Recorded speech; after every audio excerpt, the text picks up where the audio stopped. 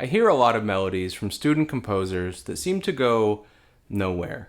They just aimlessly revolve around the same pitch center, they don't have a satisfying contour, and basically they just feel stuck.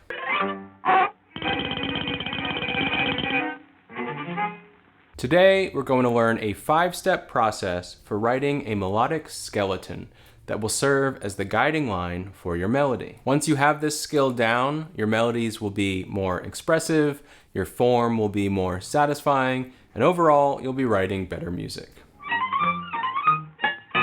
These steps are based on Chapter 5 from the book Harmony Through Melody by Charles Horton and Lawrence Ritchie, where they explain their approach to composing a cantus firmus, or as we're calling it in this video, a skeleton. Step 1 is super easy. Choose an opening pitch. Horton and Ritchie want you to always start on the 1 chord, which means you're limited to the root, 3rd, or 5th of the tonic. For example, in the key of G, you can start with G, B, or D. The authors call these 3 pitches the principal tones of the mode and describe them as each having their own characteristic properties. The root represents stability and resolution.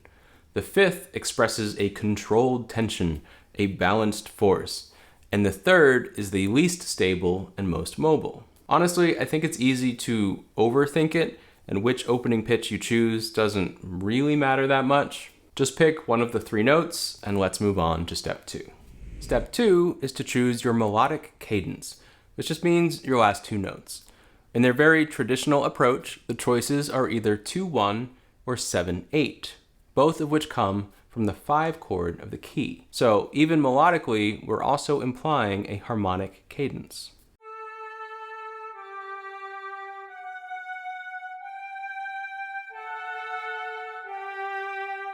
So notice how we went from setting up the beginning all the way to immediately establishing the ending. This is important. A lot of those aimless, wandering melodies never reach a goal because they don't have a goal to reach. And again, whether you choose 2-1 or 7-8 is not a life or death decision. So for our example, I'll start on the root and end with a 2-1 cadence.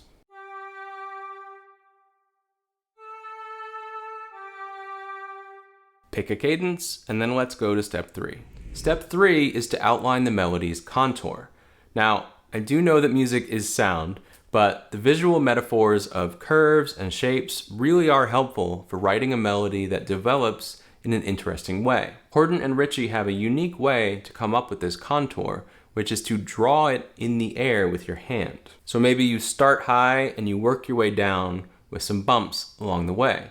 Or you start low and progressively make bigger climbs until settling back down at the end. Then you lightly draw that contour you came up with on the staff between your opening and closing pitches. This reminds me of a video by David William Hearn demonstrating staff pad, where he plotted out the main gestures of his composition with these sketches before going back and filling in the actual notes. This might be the most important of all the steps, because the whole point of this skeleton is that we're trying to avoid those flat lines that go nowhere. So by plotting out a curve, you are being very conscious of giving your line direction. And just like the first 2 steps, the specific choice is not terribly important.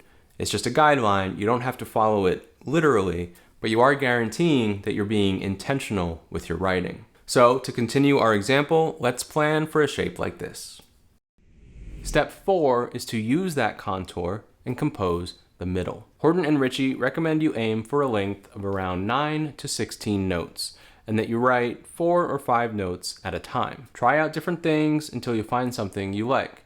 Otherwise, if you decide on one note and then decide on the next note, your line can end up feeling clunky and disjointed. So, using your contour to guide you, try to carve out the shape using a balance of steps and leaps. Wide leaps, meaning leaps of a 5th or more, need special treatment. The author's rules are a bit overcomplicated, but basically they advise preparing and resolving the wide leap. Preparing means stepping into the first note before leaping in the opposite direction, like this.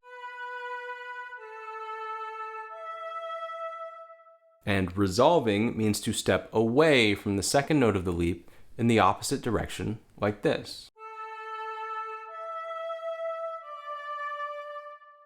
Like I said, it's a bit complicated because they have a bunch of situations where it's okay to prepare and not resolve, or the opposite.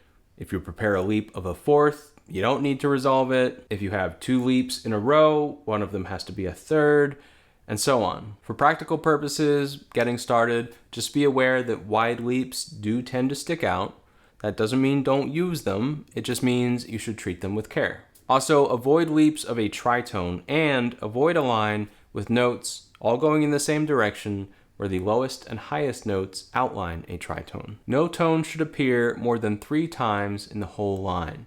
This is a major point because often if you analyze those melodies that feel aimless and weak, you'll find that they keep revolving around or coming back to the same exact note. So limiting any one tone to only happening 3 times will help you break that habit. The last consideration for the middle part, and a pretty important one, is to make sure your line hits a single highest and lowest point.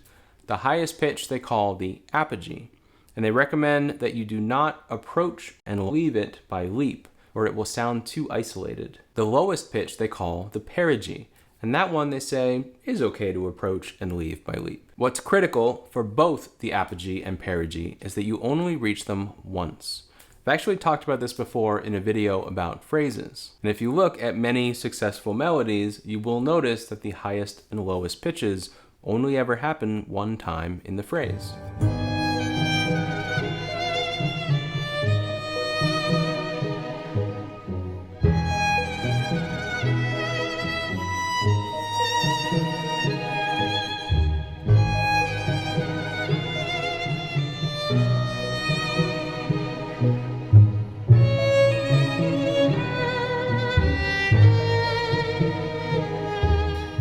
And the last tip is to sing your melody as you write it, because a melody that is singable is more likely to be strong and memorable. Okay, so there was a lot more to take in for this step. I'll start by working out my first 4 or 5 notes, which in the case of this curve will include the perigee.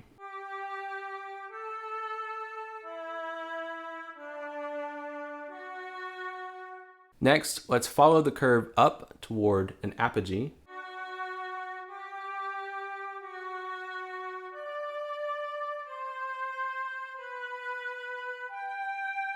And finally, we will bring it back home to our cadence.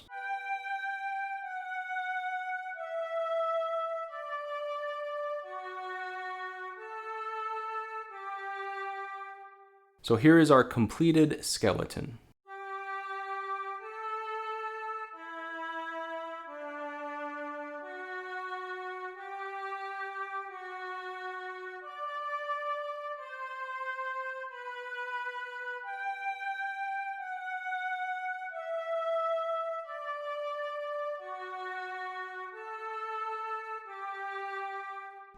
Step 5 is to actually use the skeleton. Figuration, non-chord tones, etc., are a whole other topic I'm not going to get into right now. The quick and dirty version is that you're going to use each note of your skeleton as an anchor, and any motivic ideas, scales, arpeggios are going to latch on to that point. So here's an example of taking the full skeleton we've come up with in this video, making it more active and interesting, more like an actual melody, while still respecting that underlying skeleton.